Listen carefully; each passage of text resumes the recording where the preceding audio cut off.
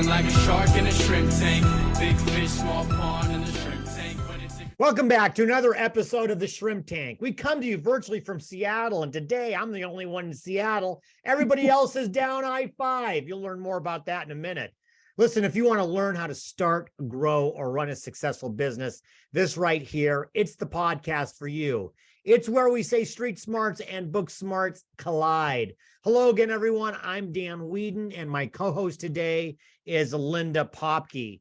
We are excited. We are excited to bring on our guest, Mary Cravets. Mary is an award-winning client generation expert and international speaker who helps entrepreneurs significantly grow their businesses without working nights and weekends. That's a concept we're going to have to talk about. Using her methods, the majority of her clients quickly increase their income 50% or more. Mary, we can't wait to hear from you. Welcome. We'll be with you in just a minute. You can find us wherever you get your podcasts. We're on iHeartRadio, Apple Podcasts, Google Podcasts, Spotify, SoundCloud, Stitcher, and YouTube. Linda, what do we say about ourselves? We are ubiquitous.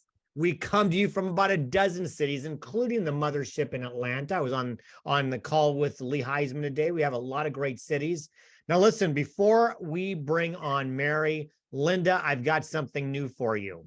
Okay, new year. New year, I got this brilliant idea by watching another show. It wasn't a podcast, but it was a football related show. But they had these something that we are going to kind of plead the fifth banter on a little bit. And today, here it is. I'm going to tell you what it is. I'm going to tell you what my issue is, and then I want to hear from you. Sound like fun?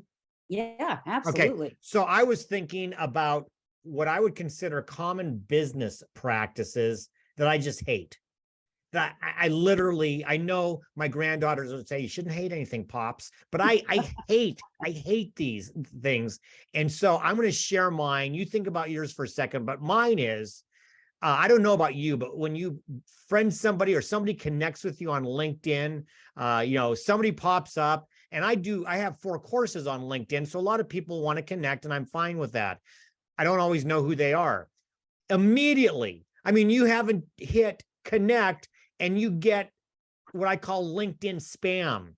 Oh, I noticed that you're such and such and you're in this industry, and it's never the industry, but we want to help you, get better employees. I don't have any employees. I mean, it's just literal vomit that that comes out. It's spam. I hate it. I wish I knew before I hit okay that I was going to get spam, because I wouldn't do it then. I don't know if you hate that as much as I do, but I despise it. I do. I hate it. In fact, I actually wrote a LinkedIn post about why I'm not accepting your LinkedIn connection. Oh, I must have missed that. I gotta read that. I will send that to you. Please. I will send that to you. But the other thing that I hate is businesses that don't put their contact information on their website because they don't want to get spammed. So there's no easy way to get their phone number, their email, no way to get a hold of them. And so you're sitting there saying, help, I have a problem. And maybe the contacts that you get besides the spam might be your customers or your potential customers, but nope, they make it hard. So that's can I piggyback? I'm going to piggyback on that. Or folks that don't put it on their signature, because then I got to go searching instead of just being able to click and either email or even dial. So I love yours too, and I'm going to add to it. So enough of us. Mary, we're going to bring you into the fun. There's got to be, I mean, you're all about acquiring and generating new business and clients. You talk to a lot of people, see a lot of business practices. Is there one that you just hate?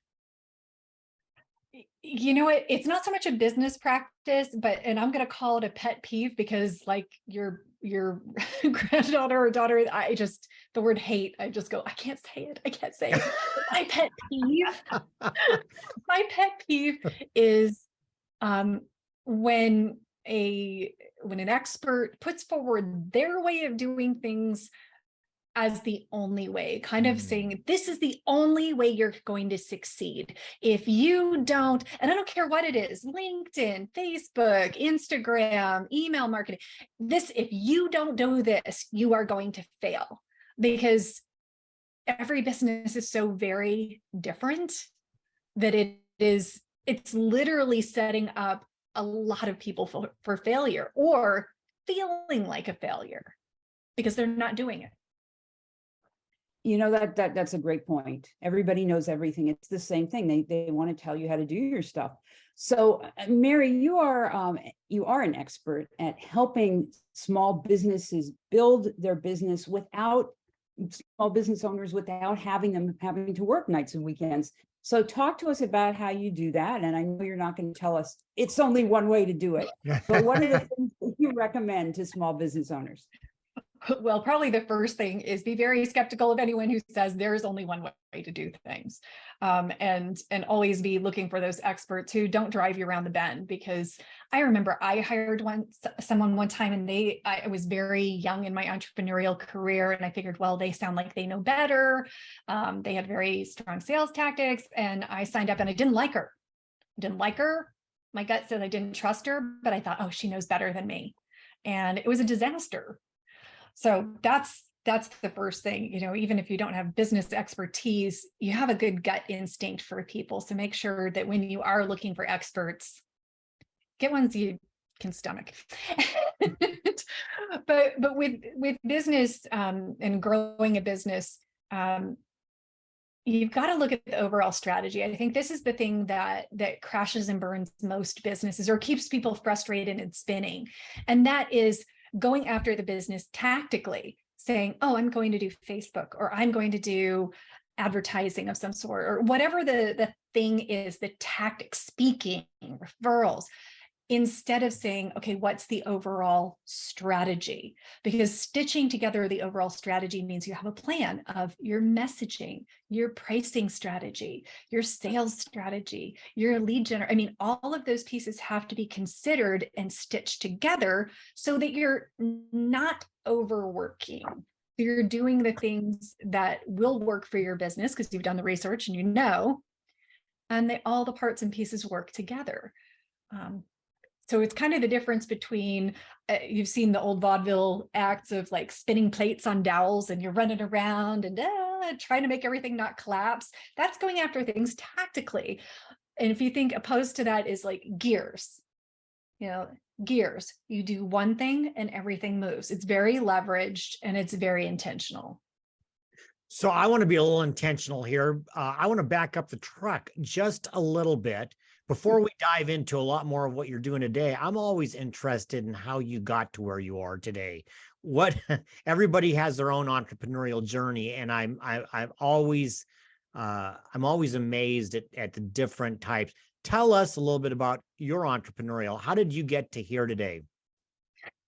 Well, it all started by moving from California to Arizona, and the cost of living was way lower, but the wages were also a lot lower. So I ended up becoming a realtor.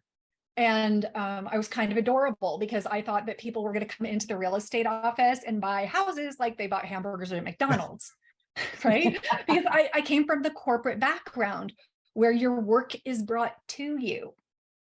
And I didn't have that understanding of, as an entrepreneur, you create the business.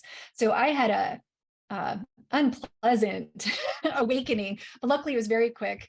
And I was in an office that was very supportive, and they understood about nurturing and coaching their young agents, their young stupid agents like me.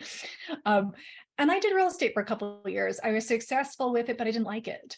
And what I learned was I have to create my own business, and I can do it, and I can choose how I want to do it. And so I didn't like that so much. So I to direct sales, and that wasn't enough mine. It was someone else's idea, so I wanted my idea. The recession hit, and I said, I have a computer and I have administrative skills, so I'm going to do virtual assistance work. And what happened, this was the point where something really in my world I thought was transformational. And that is that as a virtual assistant, I got hired by business owners, and I got to see everything. I got to see everything they were working on. And more times than not, they would say, I'd like you to do this thing. And it was something tactical, of course. And I'd look at it and I'd say, well, if you're looking for these results, what about this bigger picture? What about not making a different ask every week? What about, and looking at the strategy of it all, and they go, no, no, no, no, Mary, that's okay. You just do your newsletter, please. Say, okay, you're the business owner. And what I found after less than 2 years is that I had a skill set, I had a perspective, an understanding of how to grow business that I thought everybody knew.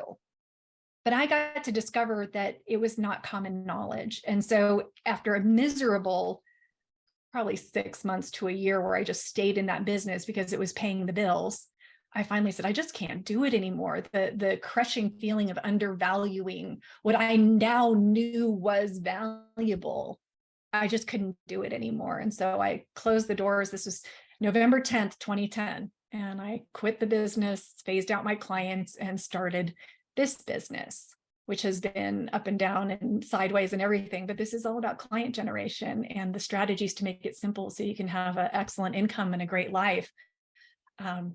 But it was each step along the way, I discovered another piece of what I wanted and what I brought to the table.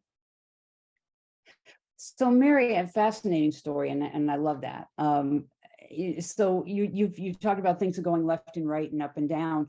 We've had this pandemic. How has that changed the way clients or your clients generate their business for themselves? What's different, and what do you see moving forward as we kind of come out of this phase? What's going to be the best way to move forward with this?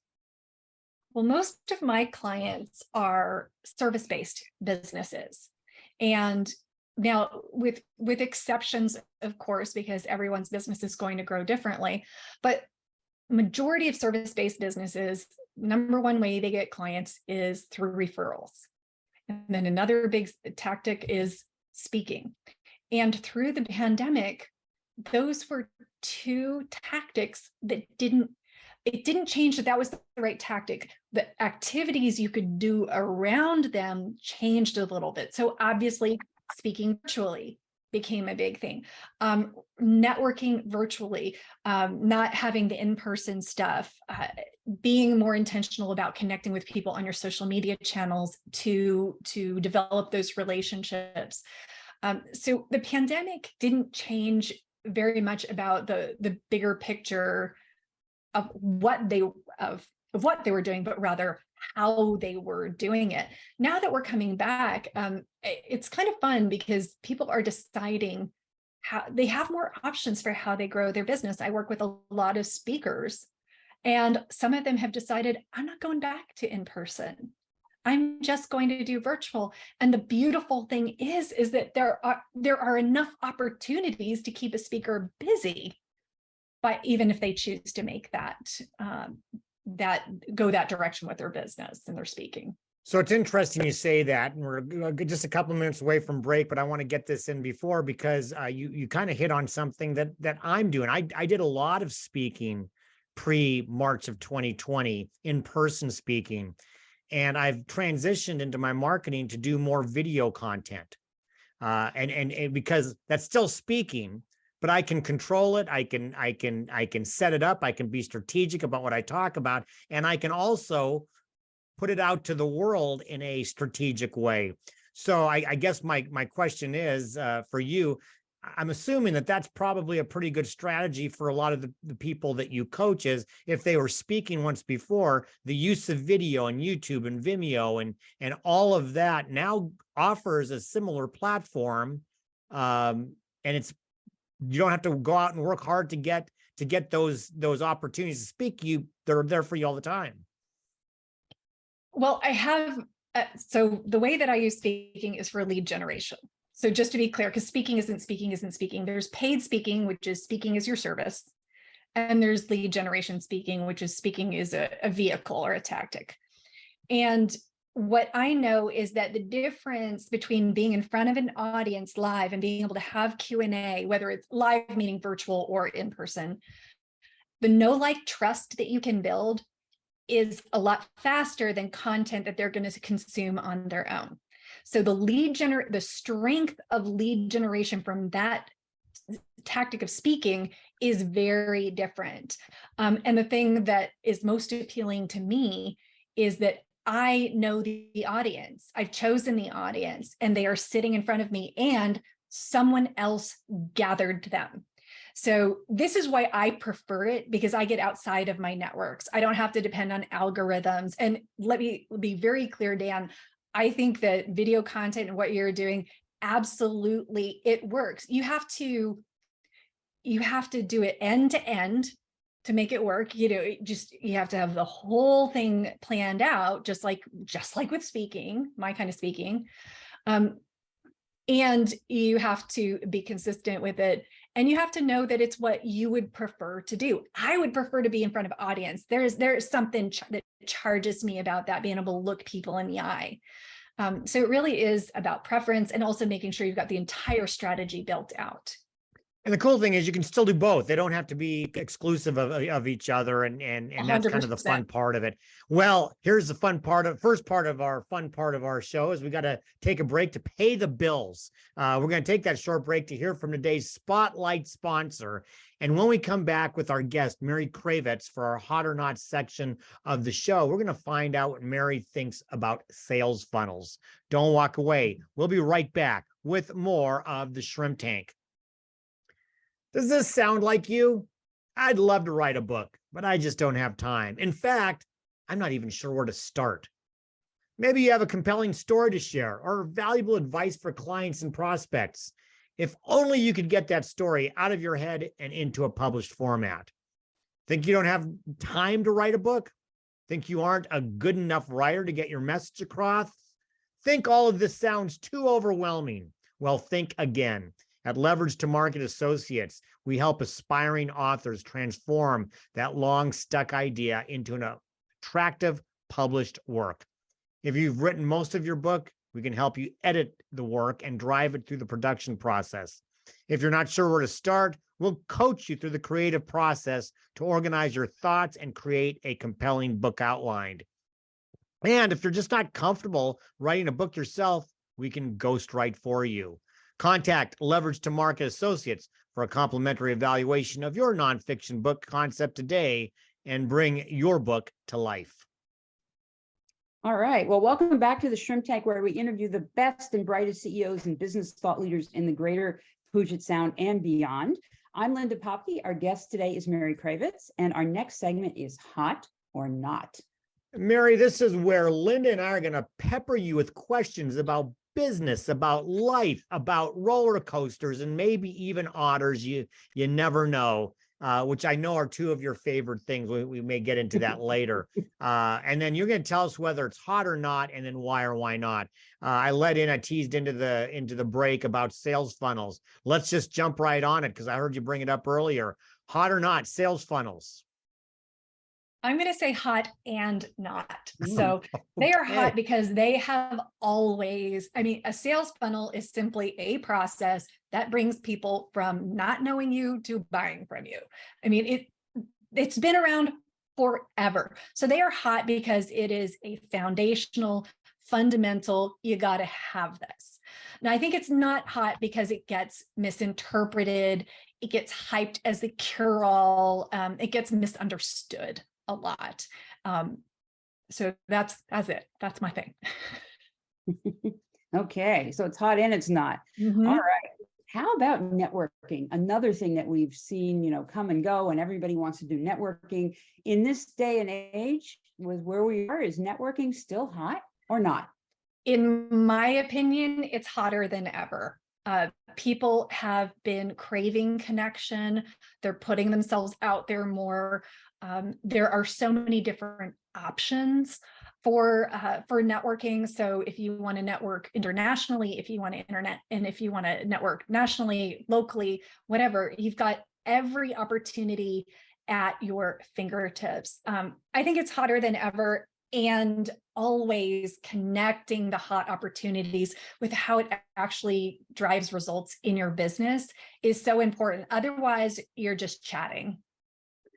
So a kind of a follow-up question to that. What do you see that most networking functions don't get right, because a lot of it seems to be a waste of time. What have you found that you've kind of discarded, and what have you kept, and why do you see networking as being, your type of networking as being so effective? Well, I think networking comes down to the networker more than the group, because I don't know.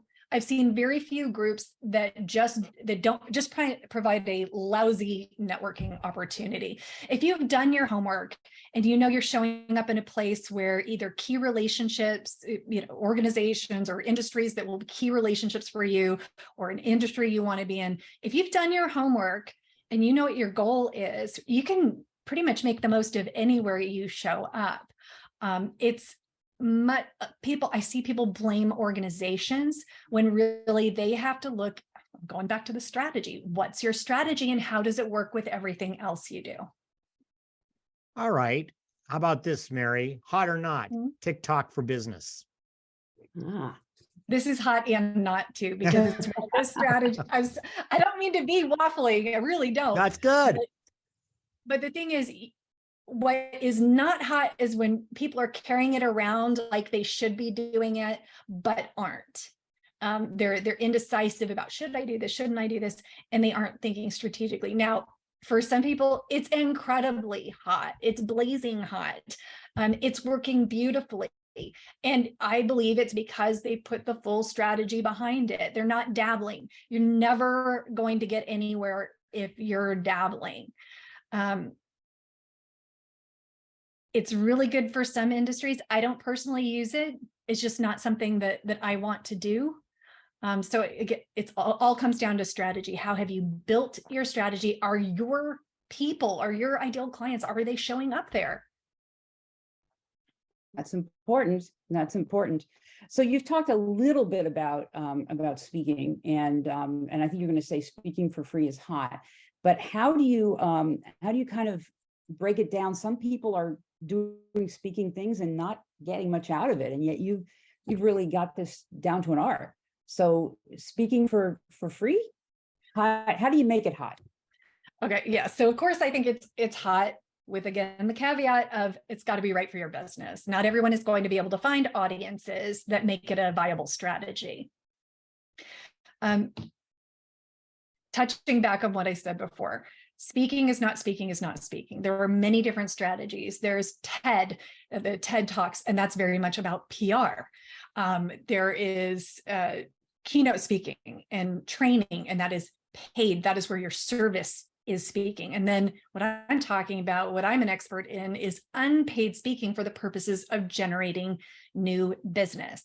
And so probably the thing I've noticed, and I did some analysis of my own clients over the last year, and what I found is that the people who set the foundational strategy for their business, for client generation as a whole, the people who do that first and then really dive into speaking, they are very successful.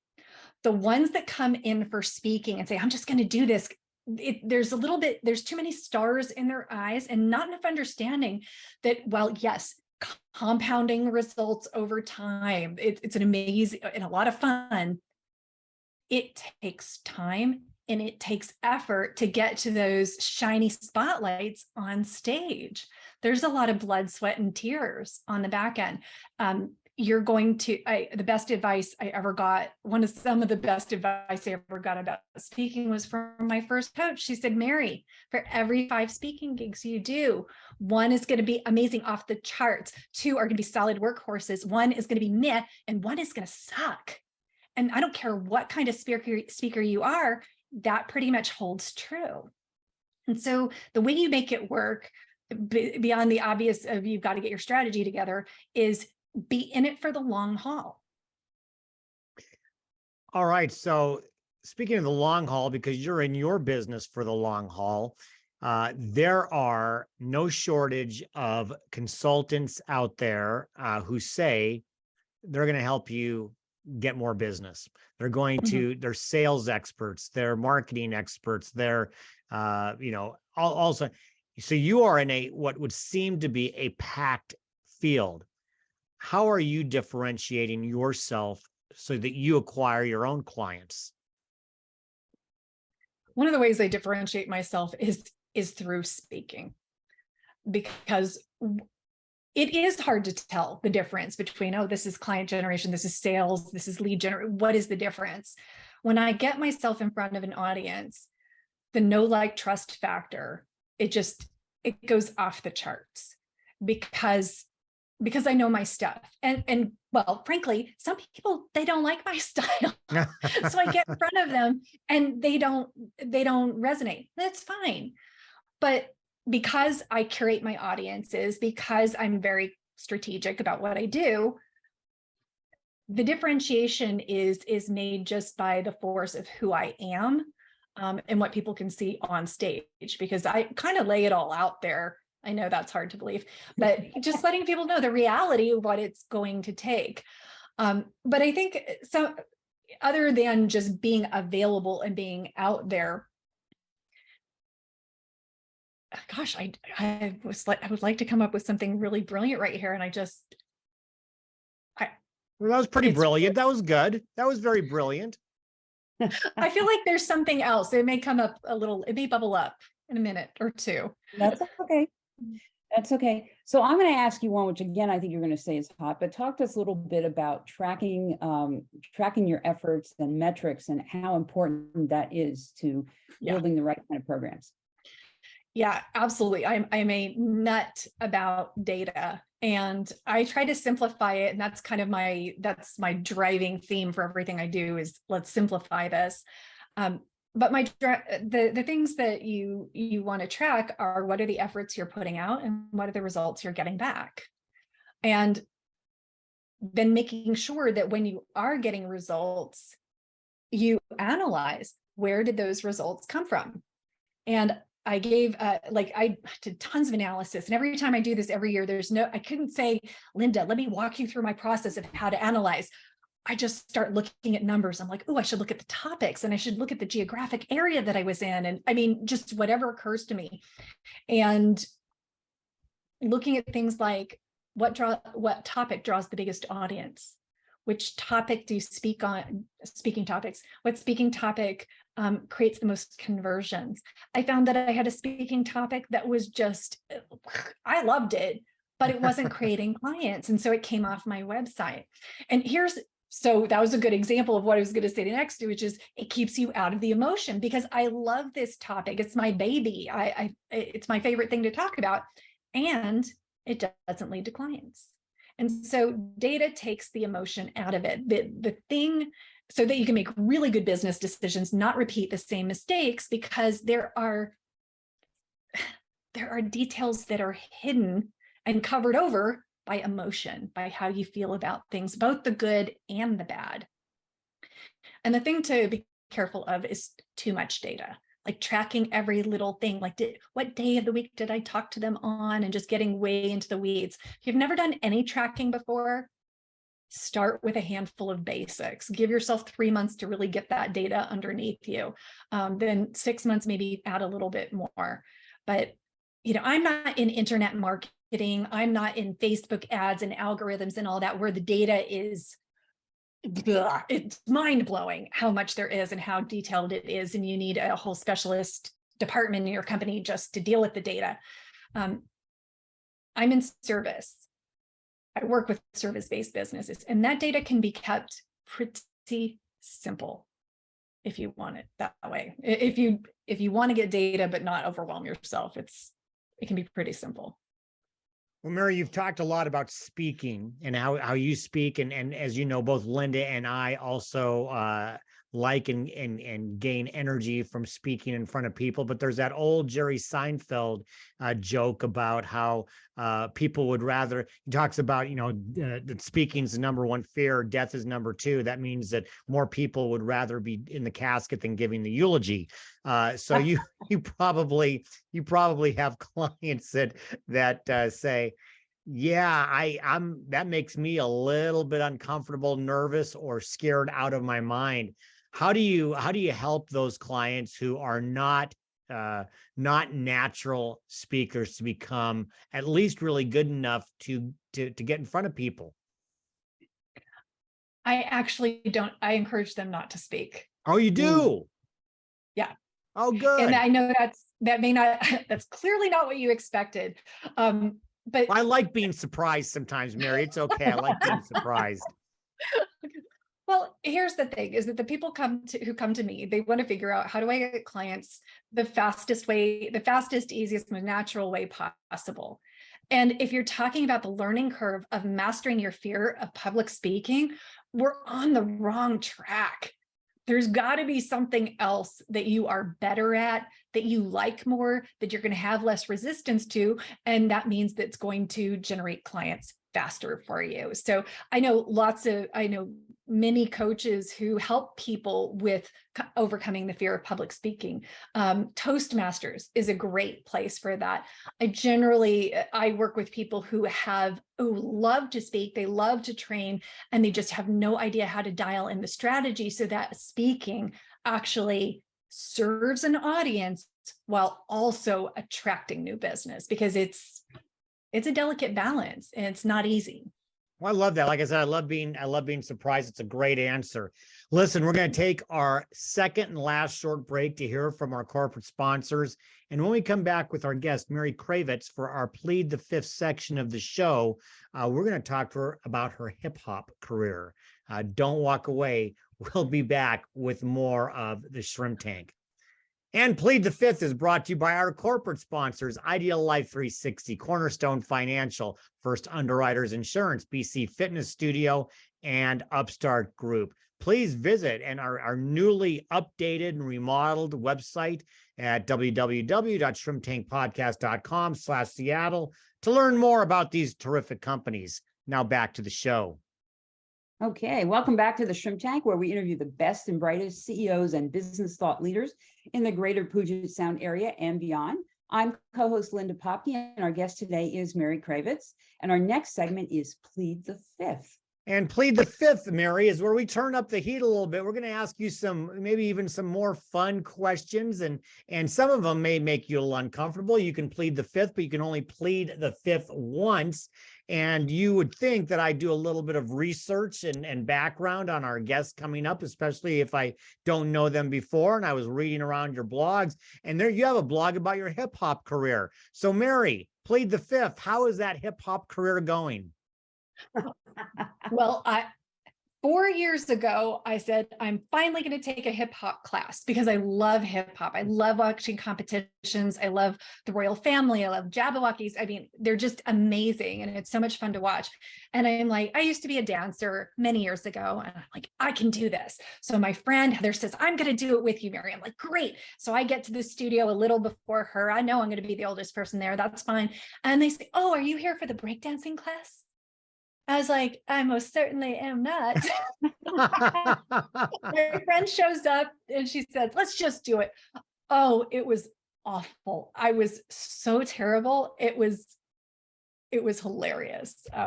I have, in the privacy of my own home, done a little bit of, there's great videos on hip hop, and I'm not great, but God, I still love it.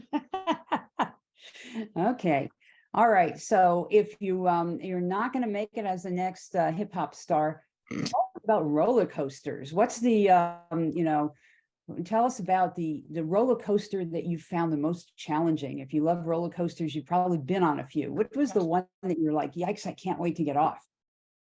Oh, they're all the old roller coasters, the rickety ones, the ones that jerk you around. All the new ones, the really new ones, they're super smooth and they corner real nice. And like at Six Flags, there's this one where you feel like you're flying. I can't remember the name, but I really want to go. I've had it recommended so many times. There's one in Cedar Point or I think it's in Ohio. I'm probably getting the name wrong, but I have so many people say you got to go there. And so it's on my wish list.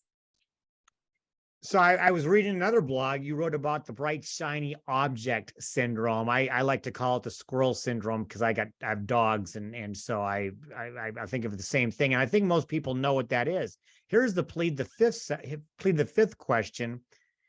Have you ever had to deal with your own bright, shiny object syndrome? And if so, tell us about that. Well, luckily, I am completely self-actualized and I never get distracted by anything. So next, no, yeah, I get distracted, and I do a couple of things. One is I make sure my physical environment is supporting focus. And also the most important thing I do with regards to time management and focus is I plan my day the night before. And I not only just confirm everything in the Google Calendar, but I take the time to, I on my iPad, I used to do it on paper, I handwrite my schedule and the tasks involved. And there's something about the connection of writing it, seeing it, recommitting to it. It works really well. And I wake up in the morning and I'm already kind of down the road. So if I'm going to say, Mary, I'm going to come clean to my 7.5 listeners right now and say, golf stuff distracts me. It just does. And if all of a sudden I have a pop-up notification about something related to golf, especially if it's going to make me hit the ball further, that's where my distractions lie. What is your distraction? Your guilty pleasure distraction? If my phone rings, then it's one of my friends. I have a really hard time. I mean, I turn off notifications. I don't have anything. I just don't have anything on when I'm in my focus mode. I have my phone on do not disturb. I have my email closed. I just don't have anything other than my cat that can distract me. And I've learned to resist him. But if someone calls, or my family, obviously, but yeah, the distraction is a friend I haven't talked to in a while. It's like, okay. Well, we'll have to know about that. That's interesting. So tell me, if you could have dinner with anyone, dead or alive, who would it be? And what question would you want to ask them? And you can have a couple people. yeah. Oh.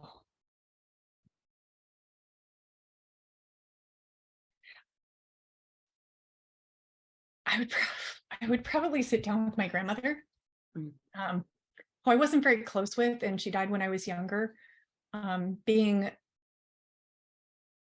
further along in my life and looking at the life she led, brought up by a woman who was abused, living with a husband who was quite ill most of his life, being a realtor at one point. Yeah. She went through so many things. She had such insights that often were surprising. She ruled the house with an iron fist. And I just don't think that I couldn't have appreciated the lessons that I could have asked her about. I could have I could dive deeper with her as an adult. Just to be able to appreciate her as an adult. Well, that's a beautiful answer. Thank you for sharing that. So I'm gonna turn we're gonna get a little more silly, and I want to ask you this. I don't know if your husband's listening in, but I think it'd be more fun if he was. Who is your celebrity crush? Oh, I know him. He's Irish. Colin Farrell. Not to be confused with Will Ferrell.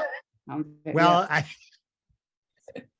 yeah, there is a Colin Farrell. Okay, Colin Farrell, not Will Ferrell. Not Farrell. Yeah, Colin Farrell. Okay. Yes, absolutely. Okay. All right. So now I have to ask you as a follow-on, what's your latest, most recent binge watch? It just came out I just watched it over the holidays. I saved, Dead to Me. Okay. Yeah. Christina Applegate is a genius, and they actually addressed some social issues and gender issues in a way that was like, it just brought no controversy to it. It just said, this is the world we live in. And I just loved it. I mean, it was all fluff and but just the way they treated some subjects, I was just in awe. All right, I want to make sure we get one more in before we go to the end, because this has been so much fun. You get to jump in the DeLorean, Mary, and we're going to send you back to the future, however many years it goes back to. Let's say you are a senior in high school, 18 years old, without messing up the time continuum, because we would not want that. Without messing that up, what advice would you be able, and you have a couple minutes to talk to yourself, what advice would you give 18-year-old Mary? buy as much Apple stock as you possibly can. That would certainly mess up the time continuum because you I don't probably care. would be I on don't a care. roller I stand coaster by it. somewhere. Yeah, she'd own the roller coaster. You'd That's own the roller right. coaster. That is right. Oh God, Mary, No, thank you seriously, so- I think about that all. I get asked that question. We all ponder about that question, and the truth is that with the exception of one heartbreaking moment as a sixth grader where I had my little feelings crushed, I wouldn't change anything. I really wouldn't change anything because I love everything I have. I appreciate the struggles because they taught me, because I'm hard-headed. It probably taught me more than if I had bought Apple stock and just, become a bazillionaire. I wouldn't trade a moment of it to get me where I am. That's wonderful. And we all know you make a change, you wind up somewhere else, right? Yep. Absolutely. So Mary, thank you so much for being a guest here on the Shrimp Tank. For our listeners that want to get a hold of you, get in touch with you, learn more about what your company's about, where do they get more information? Yes, the best place to go is my website, simplygetclients.com. That gives you insights into everything. It's got the blog that Dan mentioned several times. It has, if the message of simplifying really resonates with you, there is an assessment quiz on the front page that can help you get focused in on cutting through the noise of all of the marketing stuff that's out there. Or there's a contact form there as well. So that's the best place to go. That's the one-stop shop, simplygetclients.com. All right. Okay. And make sure for everyone after you go to Mary's site that you check out all of our replays on shrimptankpodcast.com/Seattle. And wherever you get your podcast, iHeart, Apple, Google, Spotify, Stitcher, SoundCloud, because Dan, we are ubiquitous. And follow us on your shows, on our show's social media pages on YouTube, Facebook, and Instagram. Well, Mary, first of all, thank you very much for joining us today. It was we had a fantastic time. Really enjoyed getting to know you, and best wishes on the new year. And hopefully we'll have you back again. Linda, great to have you, although I think we might be soon turning into rivals for the weekend as my Seattle Seahawks travel down to the Bay Area, and maybe you're both 49er fans, and if so, I'm very sorry for you because I feel I feel a rocky moment coming. I don't know why, but maybe. But anyway, great to see you again. Everybody do exactly what Linda said. Like us on Facebook because that's where we live stream. Our next show will be Wednesday, January 18th at noon Pacific. Nick Lind with Commencement Bay Brokers. His second visit. He's been several years since we've seen him. We're going to talk to him again. And as a special surprise, we have a guest co-host, my former co-host partner, Brad Berger. So please join us on the 18th. In the meantime, be safe, be well, and be prosperous and get some clients, why don't you? Because until next week, the shrimp is back in the tank. So long. I've been feeling like a shark in a shrimp tank. Big fish, small pond in the shrimp